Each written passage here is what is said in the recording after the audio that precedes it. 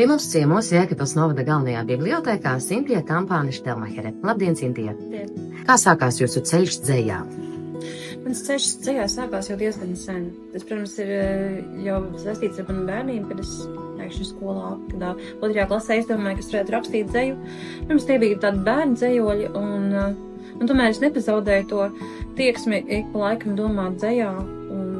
Pusauģu gados arī rakstīju jau nedaudz citādāk, arī lasīju paralēli dzejoļus, kurus rakstījuši citi autori. Un tajā laikā es arī satiku mākslas skolas skolotāju Rūtu Štelmaheri, jo es mācījos mākslas skolā, un parādīju viņai savus dzejoļus un saņēmu no viņas tad pirmo kritiku. Un tajā laikā viņa man arī pēc tam ieteica varbūt virzīt tālāk savu dzeju un aizrakstīt, piemēram, jauno un iesācēju autoru semināram Rīgā, kas notika arī akurāt ar muzejām. Tad pēc tam jau man nākamais kritiķis bija Renāls Briedis. Un tāds ar kritikas ugunīm es arī augu pamazām un rakstīju. Un vienlaikus tātad bija šī kritikas daļa, bija šī racionālā daļa un bija tā iracionālā daļa, kad es vienkārši devos kopā arī ar savu brāli riteņu pārbraucienos un vienkārši rakstījām par dabu. Uzdevām viens otram uzdevumus, par ko rakstīt. Bet es saprotu, ir vajadzīga liela drosme, lai tādus savus, pirmos, dvēseles izlikt uz papīra un to atrādīt kādam citam. Tā ir ļoti, ļoti liela drosme, droši vien, vai ne? Jā, tur bija liela saņemšanās nepieciešama. Un tā līdz tas ceļš līdz grāmatai arī līdz ar to bija tāds milzīgs kāpums cauri dažādiem kautrības līmeņiem. Tā, lai varētu to izteikt tālāk, lai to nogatavinātu to kopumu, kas bija sarakstīts cauri gadiem. Cik gados tapā pirmais dzejolis? Pirmais dzejolis mums man ir tapis bērnībā, bet tie dzejoļi nav šajā grāmatā. Bet šajā grāmatā viens no senākajiem dzejoļiem ir tāds, kurš tapis, piemēram, 2011. gadā. Un tas ir laiks, kad es arī pirmo reizi biju literārajā meistardarbnīcā, jo arī caur to es esmu nedaudz briedusi. To vadīja toreiz Renāls Briedis. 2010. gadā mēs satikāmies vairāk jaunie autori un mums tika uzdot uzdevumi, kuros arī mēs mēģinājām dažādus stilus, kā rakstīt. Savā ziņā mēģinājām izkopt savu stilu caur šo citu stilu apguvi. Un,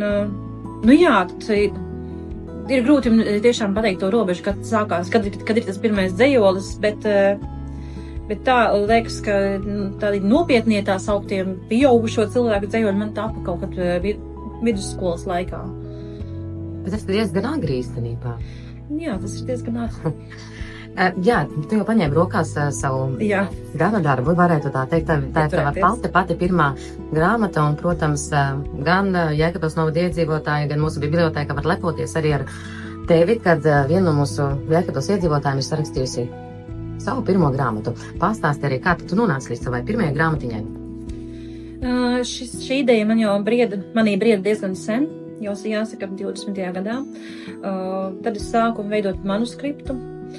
Saliku dzejoļus, kas bija publicēti arī dažādos izdevumos, tostarp arī šajā domzīmes numurā un vēl citu vietu.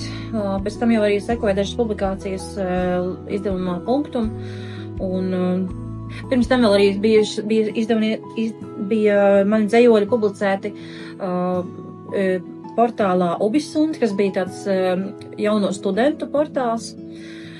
Un līdz ar to arī gan šo publikāciju teksti, kurus es vēl aizvien turpināju rediģēt, pat ja tie jau bija publicēti, gan arī vēl citi teksti, kas man šita un arī bija jau pārbaudījis savu klausītāju ausīs, ka tie ir labi dzejoļi, un es tad tādos saliku un aizsūtīju Arvim Bikulam, kuru es satiku 24. gada pavasarī Jēkabpilī, tā kā mans brālis organizēja dzejas arborētumus.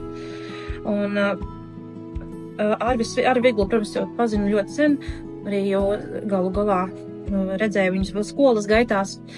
Tad jāsaka tā, tad mēs vienkārši sarunājām, ka es aizsūtīšu viņam savu manuskriptu, un tad es viņam to nosūtīju. Tad es saņēmu arī atsauksmes, gan paralēli arī no Arta Ostupa, kurš vada izdevniecību Punktum, kur ir izdevusi manu grāmatu, bet tajā laikā es nezināju, ka manu grāmatu izdos izdevniecību. Jā, vari pacelt un parādīt mums lasītājiem. Jā, es nezināju, ka šo grāmatu izdos izdevniecību Punktum. Bet drīkst tev pajautāt, Jā. kā radās nosaukums grāmatai? Nosaukums sākotnēji nebija tā iecerēts. Nosaukumam bija cita iecerē, bija nosaukuma pirmā iecerē Zare, bet kaut kā lasot kopā pēc tam jau ar redaktoru, jo redaktors man sūtīja arī piezīmes, un Vārvis Viguls tātad nodomāja, noteica, tā kā manā dzejā parādās ļoti daudz šīs dārza tēmas, varbūt man izvirzīt arī kā versiju šādu nosaukumu. Protams, tā pirmā versija Zari, tas bija tāds kā daudznozīmīgāks tēls, bet vienlaikus arī šim jēdzienam dārzs, kas kā jau ir diezgan bieži sastopams literatūrā. Jā, citās grāmatās mēs varam nosaukt arī veselu plejādi, kur pavīd šī tēma dārzs. Bet te, protams, tam ir cits konteksts, tas iegulst kā jaunā veidolā. Un, jā, tas ir tapis vienkārši urbjoties, ejot cauri maniem dzejoļiem, kuros arī pavīd šis dārza tēma, kā simbolisks dārzs, uz kuru mēs tiecamies kā ideālā vide, vai arī dārzs, kurš ir aizaudzis, kuru mēs nespējam līdz galam aptvert. Dārzs mūsu apziņā, kaut kas, ko kopt, ko veidot. Vai tavos dzejoļos atspoguļojas arī dzimtā vieta Jēkabpils? Jā, manos dzejoļos ir dzimtā vieta, galu galā arī daži dzejoļi ir tapuši Jēkabpilī, daži ir tapuši Rīgā, daži vienkārši kaut kur ceļā no Rīgas uz Jēkabpili.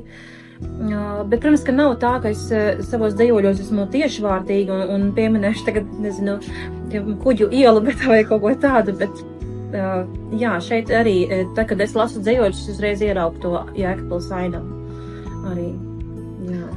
Tu esi arī skolotāja, literatūra kritiķe. Kā tas atspoguļojas tavā darbā, tieši tavos dzejoļos? Tas, kas man skolotāji varbūt buži, tas atspoguļojas varbūt kādās tēmās, kuras esmu pieminējusi. Kaut vai arī viens dzejols ir tapis ceļā uz skolu, bet ir dzejols, kuru es neieliku šajā krājumā, bet sākotnēji es biju domājis likt. Tur arī parādās skolas tēma, skola pandēmijas laikā. Un tas kritiķis un skolotājs jau pēc būtības ir tāds, kurš skatās vairāk uz tekstiem no analītiskās puses, analizē, tad sadala kaut ko. Bet dzejnieks ir tas, kurš apvieno visus savus iespējas. Līdz ar to, jāsaka, tur var veidoties zināma pretruna, zināma tāda, kā varbūt arī saspēle. Kaut kādā mērā arī es pati uzrakstu dzejoli, un pēc tam es kļūstu par kritiķi sev. Tad, kad es šo grāmatu pirmoreiz saņēmu rokās, es arī vairs to nelasīju kā dzejniece, es to lasīju jau kā kritiķa. Skatījos, ko tad šis cilvēks ir uzrakstījis, nedaudz atsvešinoties no sevis, jo tomēr jau bija pagājis, bija zināma laika distance, bet vienlaikus arī kā skolotājs varu, piemēram, domāt, kādus varētu skolēniem uzdevumu iedot par šiem dzejoļiem, lai skolēni varētu mēģināt arī rast iedvesmu un rakstīt jau savus tekstus. Tu kā kritiķis, kādus vārdus sev veltīji, paņemot rokās savu grāmatu? Kā kritiķis, tātad es saviem darbiem savu šo grāmatu skatījos pirmkārt jau tajā procesā, tad, kad kopā ar redaktoru gāju cauri dzejoļiem un jau domājām, kā izkārtot šos dzejoļus kompozicionāli, ko likt sākumā, ko likt beigās, jo tajā momentā jau arī es kļuvu līdzās redaktoram par kaut kādu kritiķi, kurš vēroja to, kā tekstus sakārtot, vai vieglākos, īsākos tekstus likt sākumā, vai tematiski salikt kopā un tā līdzīgi. Un pēc tam jau, kad es šo grāmatu saņēmu, es vēlreiz to lasīju un skatījos dzejoļus, un tad jau kā kritiķis arī atsvešinoties, domāju, kādi šeit ir valodiskie procesi, kādi vārdi šeit ir redzami, kādas vāršķiras dominē, kādi tēli, kādas metaforas, vai šīs metaforas nav dzirdētas un sāk skatīties uz to, vai neesmu pārāk klišejiska varbūt, vai... Es tā saprotu, esi diezgan kritiska pret sevi. Jā. Tāpat kā pret citiem sevi arī tā stingri vērtē. Jā. Bet tā nav sliktā rakstura iezīme, tā ir ļoti laba rakstura iezīme. Ar kritiku mēs augam, vai ne? Jā. Tā ir, mēs augam tiešām, man arī to daudzkārt teikuši dažādi dzejnieki. Tas jau veicina izaugsmi, un arī pati, tad, kad vadīju literāturu, es arī jauniem autoriem teicu, ka tiešām ir jāmēģina uztvert to kritiku, saņemt veselīgā